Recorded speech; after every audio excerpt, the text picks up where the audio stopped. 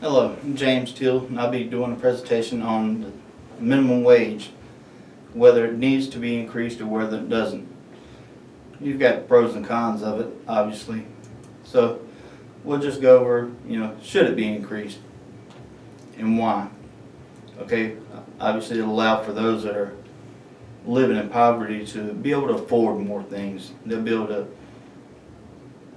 have more to provide for their families instead of having to worry about the struggle month to month and do I need to pay the water bill, do I need to pay the light bill, do I need to put food on the table for the kids?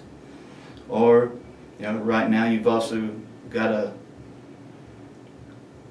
problem with people that are in minimum wage that don't have all the means of making it, and it can also affect the crime rate in the area, meaning everyone that's not receiving enough pay, they're having to do what they've got to do to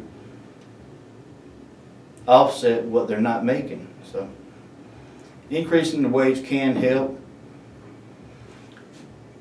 but at the same time you've got reasons why it shouldn't be increased as well. You've got your smaller businesses probably go out of business, or they'll have to let go of some of their employees just so they'll be able to pay others the newer minimum wage if it were to increase.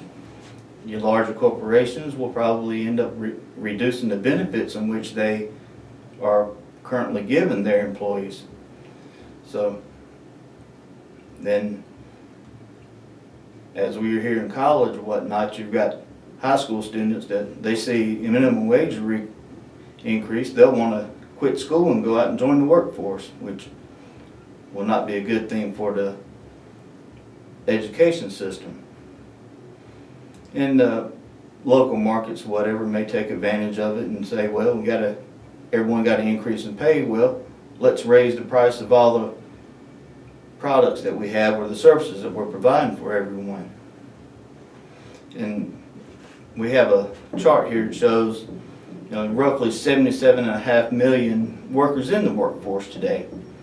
And believe it or not, there's about 1.7 million of those workers that are receiving below minimum wage pay. And there's roughly 1.3 million that are receiving right at minimum wage. You have areas that are taken into their own hands to increase their minimum wage to help their population out. And as you see, there's DC pays $11.50 an hour. You got area in North Carolina here that pays $13.50 an hour.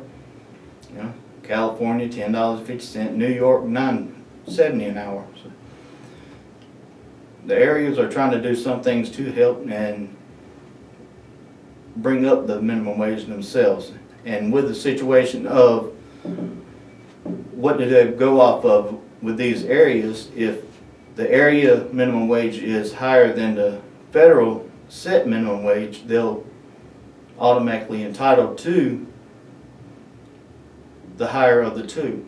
So like with DC being $11.50 an hour, federal rate $7.25 an hour, they're automatically working in that area, they're entitled to the $11.50 an hour. So does minimum wage really need to be increased? Me personally, I see a gray area with this question. It's really hard to answer because you've got your pros, you got your cons, and it's going to affect the economy in either way, because you're going to have this little man that goes out of business possibly, or has to fire people in order to stay in business, and he's going to have to take on more responsibility of his own.